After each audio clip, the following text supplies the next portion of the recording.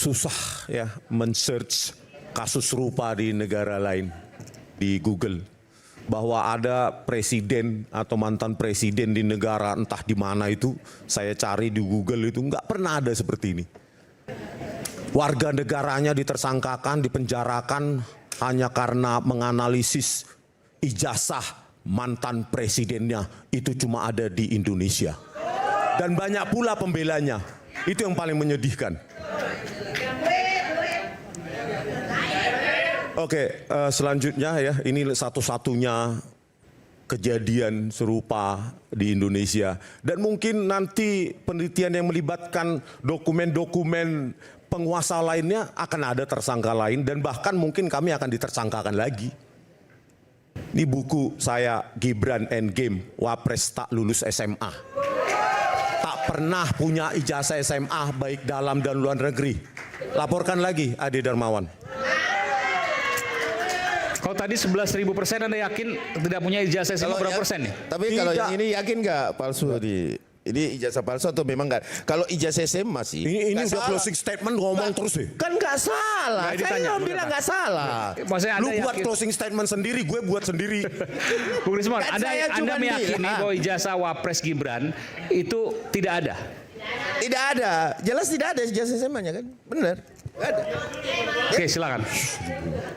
Saya menulis buku dan tentu banyak orang Jangan nanti yang emosi. tersakiti penguasa, ya sama seperti analisa kami terhadap ijazah dan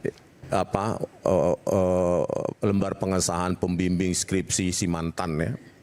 Sekarang ini incumbent. Oh, Ya, ini ya.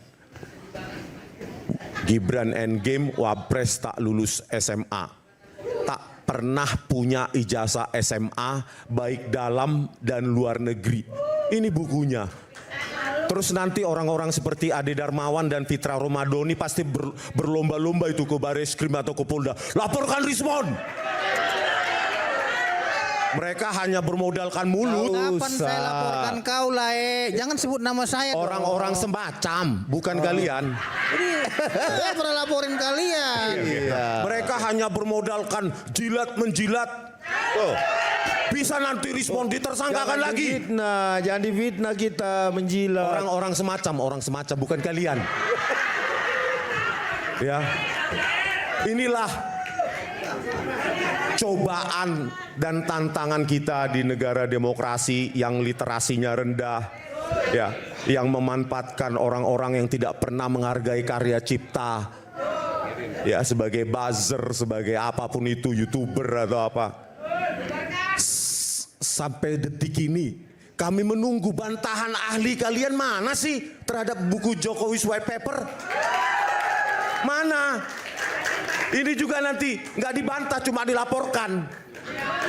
Setiap buku yang ditulis yang tidak menyenangkan bagi penguasa dan para penjilatnya akan berakhir di meja penyidikan.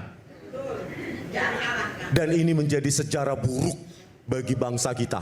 Sejarah paling buruk. Produk knowledge. Tulisan harus ditelisik oleh penyidik yang dia sendiri pun nggak pernah meneliti. Bahkan ada ahli kemarin bukan bidang digital image processing, tetapi bidangnya adalah computer networking yang jauh berbeda dengan digital image processing. Bisa menuduh kami mengedit, merekayasa, memanipulasi dengan cara tidak ilmiah. Satu pun papernya atau bukunya nggak pernah saya temukan di Google. Tapi bisa menuduh kami. Bayangkan, itulah Namanya ahli CS. yang dipakai oleh kepolisian. Nah ini nanti kan tinggal kepolisian mencari-cari ahli yang lain yang sesuai dengan kebutuhan mereka. Ada nggak ahli yang bisa dipakai nih? Ahli linguistik, forensik, bla bla bla bla bla bla. Pokoknya harus ditersangkakan si Rismon itu. Tapi saya tidak pernah takut.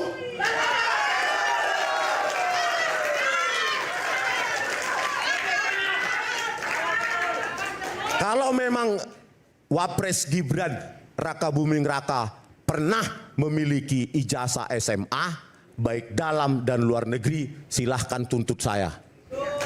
Ini buku ya saya tuliskan dengan mengkaji perbandingan kurikulum di Minister of Education khususnya secondary school dan UTS Insearch yang ada di web archive tahun 2004 dan saya kasih skenario, 3 skenario.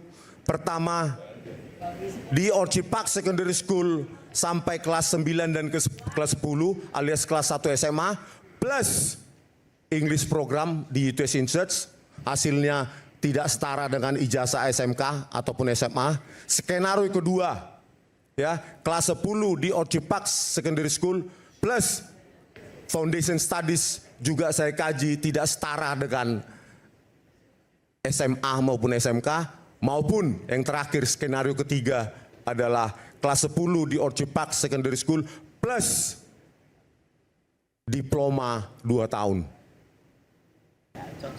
Padahal ada fakta baru bahwa di sana cuma justru 6 bulan ya. Tetapi saya kasih skenario optimis bahkan di sini. 3 skenario optimis, ketiga-tiganya saya simpulkan bahwa Gibran memang tak pernah lulus SMA dan tak pernah punya ijazah SMA dari detik ini. Oleh karena itu lahirlah surat keterangan penyetaraan tersebut. Yang sekarang ketika digugat di Komisi Informasi Publik, yang paling sedih kita dengarkan adalah dokumen-dokumen pendukung untuk mendapatkan itu justru dikecualikan dari pengamatan publik, dari pengetahuan publik. Enak ya jadi pejabat nomor 2, nomor 1 di Indonesia ini.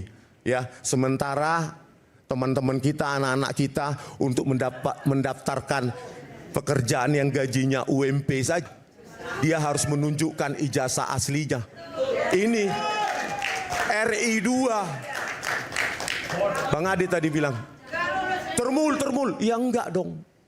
Kita tidak menuduh mereka termul. Terus? Khususnya Kemendikdasmen. Tapi menghamba pada kepentingan penguasa. Ini fitnah kecil lagi nih. Oke. Fitnah kecil lagi Itu nih. dulu Bang ya. Iya, Jadi, fitnah kecil lagi bahwa kemudian ada dari lagi kalian-kalian, instansi pemerintah dianggap lagi bahwa berpihak kepada Mas Gibran. anak-anak muda, Ini fitnah closing kecil. statement udah. anak-anak Oke. muda, peneliti-peneliti, generasi muda kritis, tetaplah kritis walaupun tulisanmu itu memang beresiko, Melanggar hukum gitu maksudnya. beresiko untuk menyakiti penguasa. Karena begini, demokrasi itu harus diuji di sini. Apakah demokrasi kita itu progresif, maju, stagnan, atau memang mundur ke belakang? Oke, baik.